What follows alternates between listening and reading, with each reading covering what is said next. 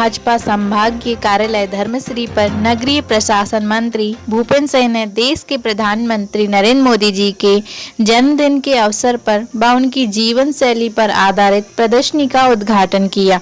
उन्होंने कहा कि देश का भविष्य एक सुरक्षित हाथों में है व इस संकट के समय पूरी दुनिया में निगाहें सिर्फ भारत की ओर है। जहां एक और पूरा विश्व कोरोना संकट से जूझ रहा है, वहीं पत्रकारों के सवालों का जवाब देते हुए भूपेंद्र सिंह ने कहा कि मध्य प्रदेश में होने वाले आगामी चुनाव में हम सभी 27 सीटों पर जीत हासिल करेंगे।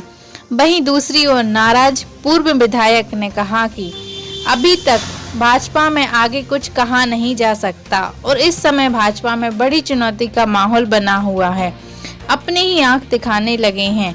कार्यक्रम में सागर विधायक शैलन जैन, अर्पित पाणे, गोपी पंथी, समस्त भाजपा कार्यकर्ता मौजूद रहे। सागर से वीरेंद्र बोहरे की रिपोर्ट।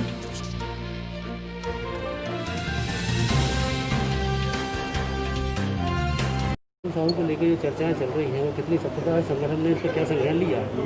देखिए, ऐसी कोई सूचना भी हम लोगों के पास नहीं है और वो अभी तक भारतीय जनता पार्टी में है और मुझे विश्वास है कि वो रहेंगे पार्टी।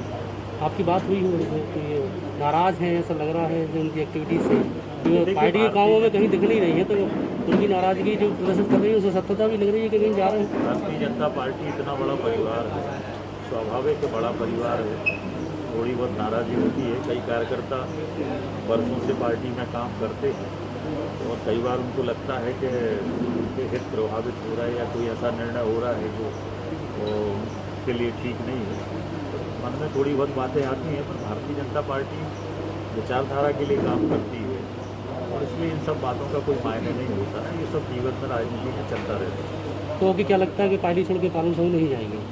अभी तक तो मुझे यही लगता है, अब आगे भविष्य में क्या होगा मैं नहीं कह सकता। सीट जीत रही है भाई साहब, भाजपा सुर्खी विधानसभा जीत रही है। 27 ही सीट जीत रहे हैं, 27 की 27 सीटें जीत रहे हैं। कोई नहीं जीतने का कारण है ही नहीं, क्योंकि कांग्रेस के पास कोई मुद्दा नहीं है वोट मांगने का। वो एक बार जनता को धोखा दे चुके हैं, जनता उनके धोखे को जानती है। तो कांग्रेस के नेताओं से पूछो कि आप वोट किस मुद्दे पर मांगोगे। वोट मांगने का कोई मुद्दा उनके पास है नहीं है, नेता कोई है नहीं है, संगठन है नहीं है, तो चुनाव लड़ेंगे कैसे? तो इसलिए एक तरफा चुनाव होंगे। सभी 27 सीटों पर भारतीय जनता पार्टी चुनाव जीतेगी, कहीं पर कोई मुकाबला नहीं। सुर्खी किन मुद्दों पर चुनाव लड़ा जाएगा? सुर्खी भाजपा की तरफ विकास के मुद्दे पर लड़ेंगे। भारतीय जनता पार्टी की सरकार और विकास, हमारे जो सुर्खी का नहीं पूरे प्रदेश का एक ही मुद्दा है, भाजपा और स्वराज। सुर्खी में अगर पिछले 15 महीनों को छोड़ दें बीच के, तो उसके पहले भी भाजपा के ही विधायक थे, तो क्या उन्होंने विकास नहीं किया? क्यों नहीं किया? उन्होंने विकास किया, तब तो वो भारतीय जनता पार्टी जीती थी चुनाव में। उन्होंने भी विकास किया है और अब भी विकास होगा। हमने कहा ना, भाजपा चुनाव जो लड़ेगी वो भाजपा, स्वराज और विकास, ये हमारा मुद्दा होगा। भाजपा को लाओ, स्वराज को मुख्यमंत्री बनाओ और देश का विकास करो। तो इमरती देवी ने जो मन से कहा है कि कलेक्टर है, अभी कहीं ना कहीं इंगित होता है कि सत्ता जो है हस्तक्षेप करती है चुनाव में, उनका ऐसा कहना है। कितना इत्तेफाक रखते हैं आप? इमरती जी बहुत सरल सीधे स्वभाव की है।